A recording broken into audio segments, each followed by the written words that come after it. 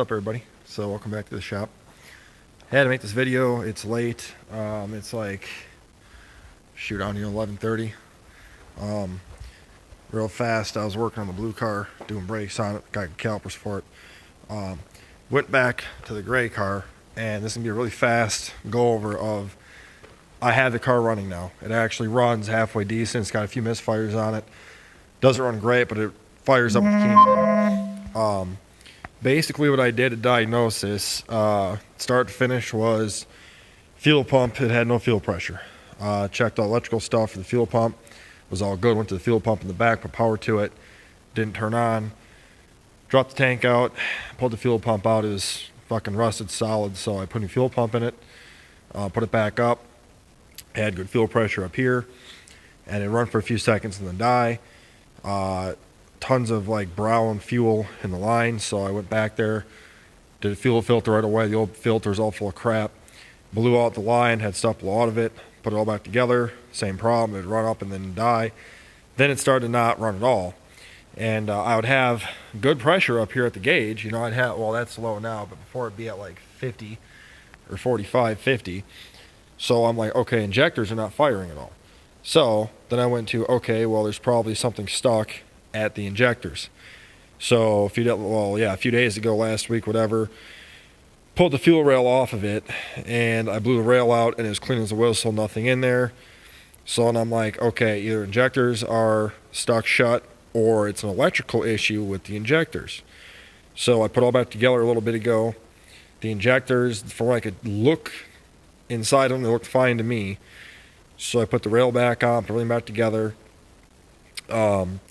Went to the blue car and checked on my fuel pressure regulator or fuel pressure sensor voltages and stuff. I got 3.2 volts ground and then 5 volts. So that's what I had at the other car. That's what I have here.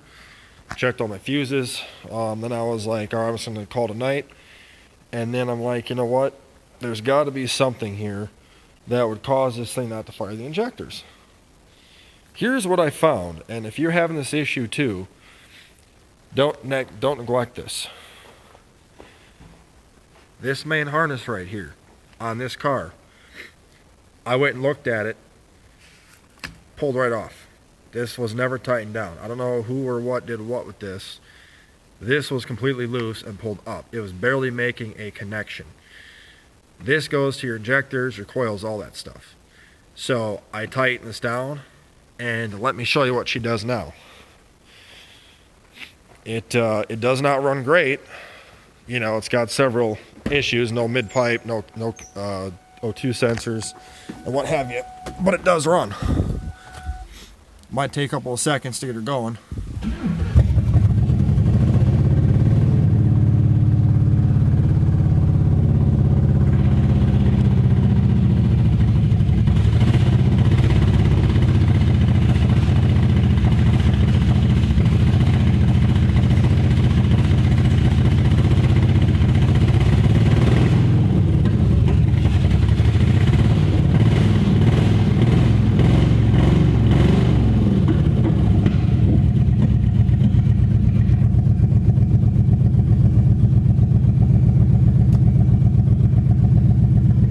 Does run.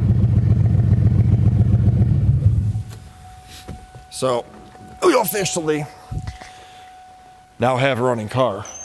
With that being said, there's still misfire on it. I'm guessing when the rock arms fell out, oil's pouring out everywhere out of here because there's no, well, you know, it's just sitting on there loose as an old goose. But yeah, so that was what the issue was that harness was loose. So just if you have a fuel issue on one of these cars and you have good pressure at the rail and the fuel pump kicks on and stuff, you got good pressure. And what was happening with me is that when I would crank the motor over, this would never move. I would have this, it'd be at about 45 to 50 psi, and I'd crank it over and the needle wouldn't move. It wouldn't go down. It was not firing the injectors. And ended up being the harness over there was super loose, well, not connected at all. And wasn't doing that. Now, if your car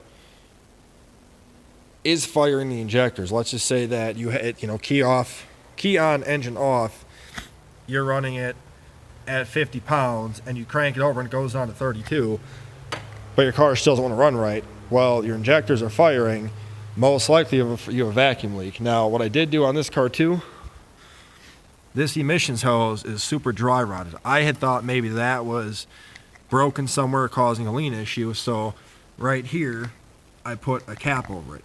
Now, I just left that on for now. The emissions crap, that hose has to be replaced. Check that though. That happened to my white car last year.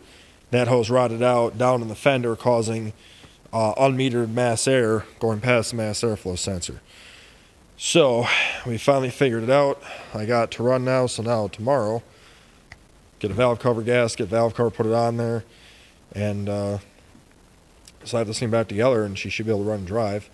I haven't tried to move it yet because the brakes are seized on it. These were actually the brakes off the blue car that are still good enough to use. They're not, they're not terrible. So I'm gonna use those used brakes in front of this, so at least it's got okay brakes. And then I'm gonna end up taking those calipers off. They're sticking a little bit on the blue car, but you still can drive with them. So I'm gonna put those onto here just because this car is not gonna move for a while anyway. Just need to move around the lot. So it's gonna be the fun project for tomorrow, but I just wanted to show you guys this, that fuel issues on a Mustang. Check that pesky harness back there. Flip side of that, if you are not getting spark at your coils or power to your coils, that goes for your coils as well. So what I did is, it was loose. I pulled it off, checked it. There was no corrosion in there at all. If you got blue in there or this green looking stuff where you have corrosion in there, you have to clean that out or get a new harness. I might throw some dielectric grease in there just to be safe, but that's what the issue ended up being. So we got it figured out. Hope you guys, hope this helped you out. If it does, let me know in the comments. Love to hear, good things about the channel. But that'll be all for now. Talk to you guys later.